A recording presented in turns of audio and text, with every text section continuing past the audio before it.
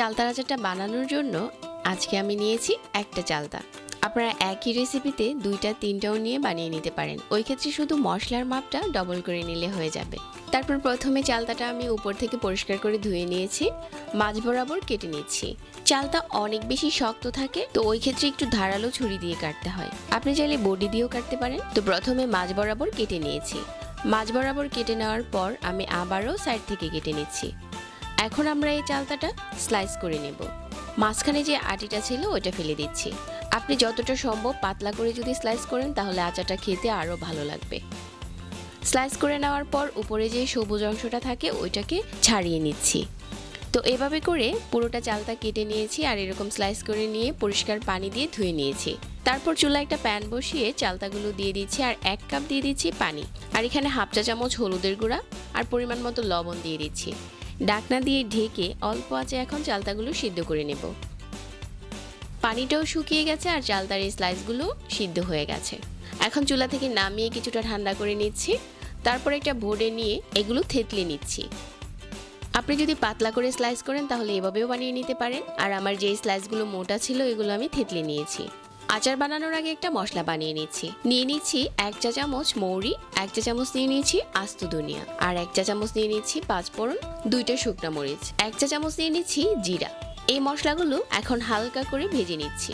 এই সময় চুলার আঁচ মাঝারি রাখতে হবে, কারণ এই মশলাগুলো অনেক তাড়াতাড়ি ভাজা হয়ে যায়।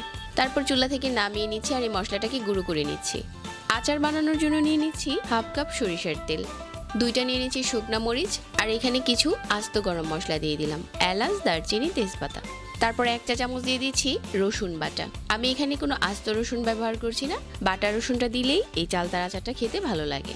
রসুনটা যখন কিছুক্ষণ ভাজা হয়ে গেছে 1 চা চামচ দিয়ে দিচ্ছি সাদা সরিষা বাটা। আপনারা চাইলে একইভাবে কালো সরিষা বাটাটাও নিতে পারেন। সরিষা বাটাটা সরিষার তেলের সাথে ভেজে নিচ্ছি। তারপর দিয়ে দিচ্ছি চালতাগুলো, আর যে মশলাটা আমি গুঁড়ো করেছিলাম ওইটা দিয়ে দিচ্ছি। আর এই চালতার আচারে আমি গুড় দিয়ে দিব। আপনারা চাইলে চিনি দিয়ে একইভাবে এই চালতার আচারটা বানাতে পারেন। এখন মশলার সাথে নেড়েচেড়ে মিশিয়ে নিচ্ছি। আর এখানে আমি দিয়ে দিচ্ছি হাফ চা চামচ মরিচের গুঁড়া।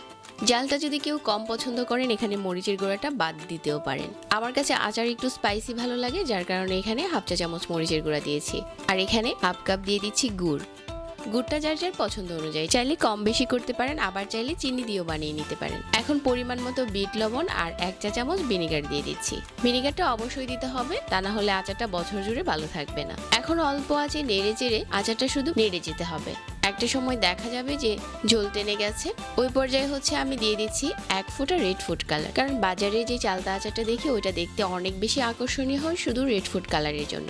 গুড় দিয়ে আচারটা বানালে এমনিতেও সুন্দর একটা কালার আসে। এভাবে করে বেশ কিছুক্ষণ নেড়ে চেড়ে আমাদের চালতার আচারটা বানানো হয়ে গেছে। এখন যে কোনো পরিষ্কার বয়মে ভরে সংরক্ষণ করতে পারেন 1 বছরের জন্য।